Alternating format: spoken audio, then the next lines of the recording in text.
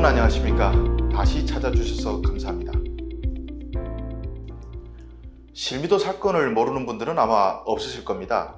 1971년 18명의 기관병을 살해하고 서울로 들어오던 북파공작원 24명이 버스에서 집중 사격을 받아서 20명은 현장에서 죽고 4명은 총상을 입고 체포돼 사형당한 사건입니다.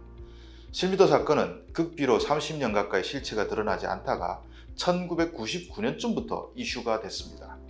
2003년에 만들어진 영화에서 마지막 버스 안에서 포위돼 집중 사격을 받자 설경구가 자폭하는 장면이 아직 제 머릿속에 남아 있습니다. 그런데 여러분, 북한에도 비슷한 사례가 있어서 120명 한계중대 전체가 열차에 포위돼 사살된 사건이 있습니다. 이 이야기는 북한 주한기관에서 간부로 있다가 오신 저도 잘 알고 술도 여러 차례 같이 마신 분이 증언한 내용입니다.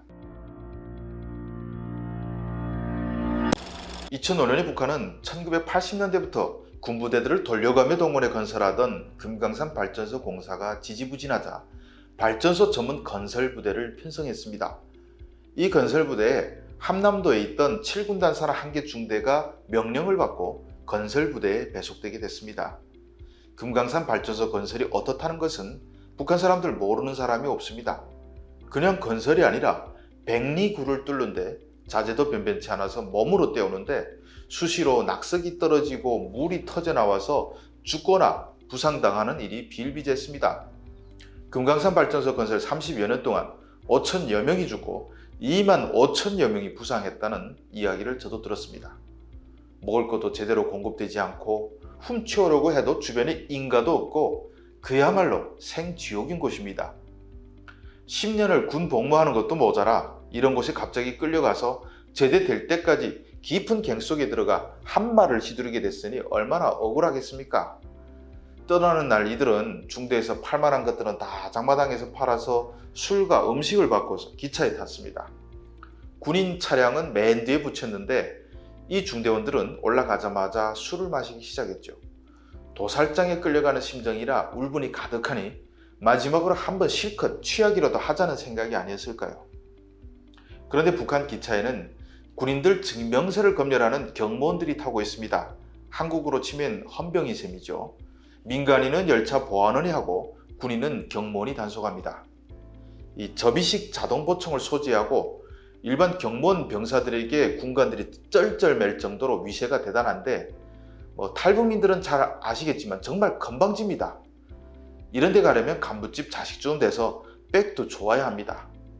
이 경무원 2명이 마지막 열차에 딱 들어가니까 군인들이 단체로 모여서 이렇게 술판이 벌어진 겁니다. 이렇게 경무원들이 증명서 검열하겠다고 하자 술에 취한 군인들이 이건 또 뭐야 이랬겠죠. 원래 군인들이 경무원에 대해서 악감정이 있습니다. 부모 잘 만나서 편한 보직에 또 뇌물까지 받으며 살 수 있고 군 복무가 끝나면 대학도 잘 갑니다.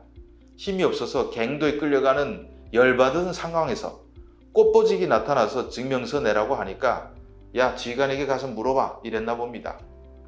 경무원들이 지휘관에게 가서 이게 뭡니까 하니까 고참 병사들이 또 계급도 아래인 어린 놈이 중대장한테 시비 거냐 이러다가 싸움이 붙었습니다. 쪽수가 비교됩니까?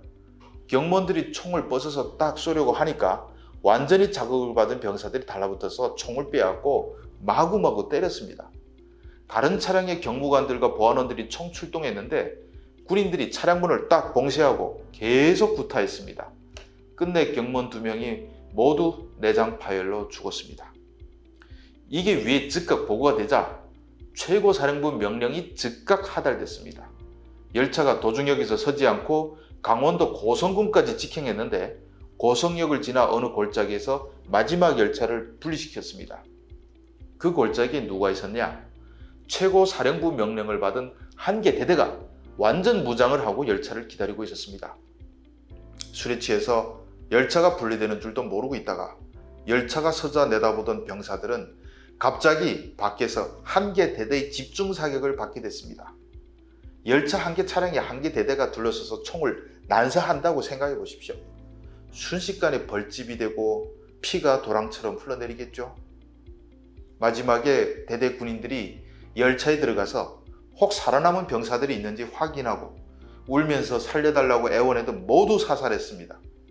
120명 모두가 싸움에 가담한 것도 아니지만 애매한 병사들까지 단 한 명도 살려두지 않았습니다.